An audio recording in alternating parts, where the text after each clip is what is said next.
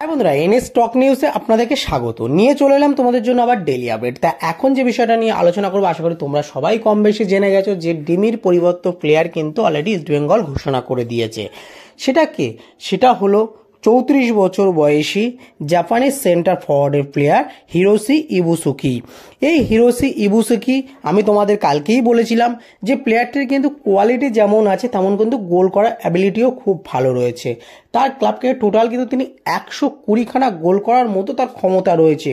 তাহলে বুঝতেই পারছো যে তিনি গোলটা কত সুন্দরভাবে চেনে এবং তার যে ওয়ান টার্গেট রাখার যে পসিবিলিটি, যে শট করে যেটা, তার মধ্যে কিন্তু বেশিরভাগটাই অন টার্গেট তিনি রাখতে পারে।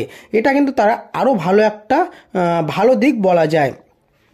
তা সেই জায়গা থেকে কিন্তু সাইনিং অলরেডি হয়ে গেল এবং তিনি কিন্তু ইস্টবেঙ্গল টিমে মেবি খুব তাড়াতাড়ি যোগ দিতে চলেছে।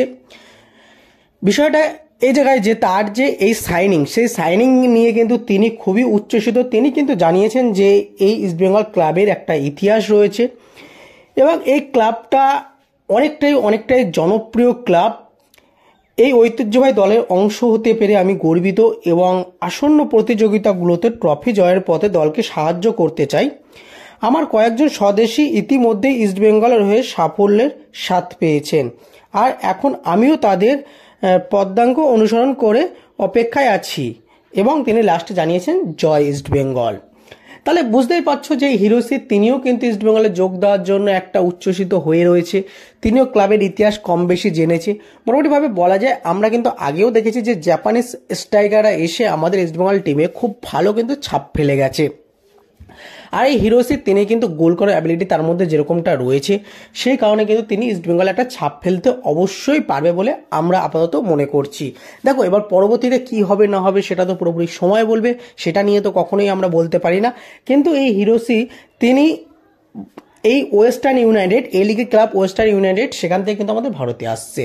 এবার 1 বছরের চুক্তিতে যেহেতু ইস্টবেঙ্গলে সাইনিং করেছে, সেক্ষেত্রে যদি তিনি ভালো খেলেন আশা করছি তার সঙ্গে আবারও কন্ট্রাক্ট এক্সটেনশন করতে চাইবে। কিন্তু বিষয়টা হচ্ছে যে আমি কালকেও তোমাদেরকে বলছিলাম যে বয়সটা এতটাই বেশি যে 1 বছরের বেশি কিন্তু চুক্তি দেওয়া যায় না এইসব প্লেয়ারদেরকে, কারণ 1 বছরের পরে তিনি কীরকম পারফরমেন্স করবে তার নিশ্চয়তা কিন্তু কেউ দিতে পারবে না। তো এই একটা সমস্যা ছাড়া, তার বয়সটার সমস্যা ছাড়া আদারওয়াইজ কিন্তু তার কোনো রকম কোয়ালিটি নিয়ে, গোল অ্যাবিলিটি নিয়ে কোনো রকম কোনো সন্দেহ এখনো পর্যন্ত আমরা দেখতে পাচ্ছি না।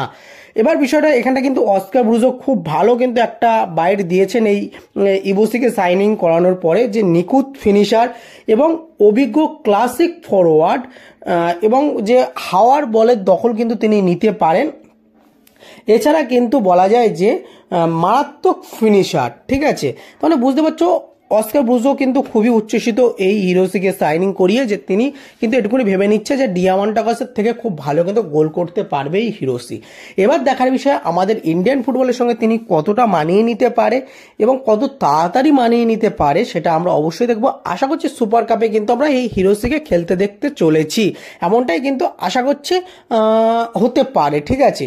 এবার বিষয় আবারও আগের মতো কথাটা বলছি যে তিনি আমাদের ভারতীয় ফুটবলে কতটা মানিয়ে নিতে পারবে সেটা তো সময় বলবে।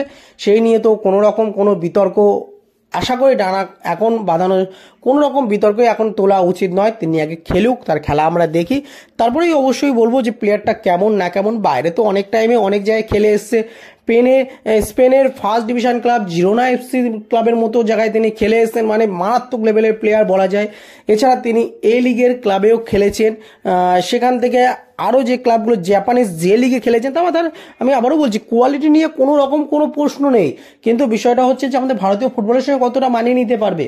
আমাদের ইস্টবেঙ্গল টিমে যেসব মিডফিল্ডাররা রয়েছে বা যেসব উইঙ্গাররা রয়েছে তারা তাকে কতটা বল বাড়াতে পারবে এবং তিনি কতটা বল পাবে সেটাই এখন দেখার বিষয় থাকবে। যেহেতু দেখো মিডফিল্ডার বলো, অ্যাটাকিং মিডিও বলো, উইঙ্গার বলো, খুব ভালো ভালো আমাদের ইস্টবেঙ্গল টিমে প্লেয়ার রয়েছে, তাই সেই জায়গা থেকে আশা করছি তার কোনো কিন্তু সমস্যা হবে না।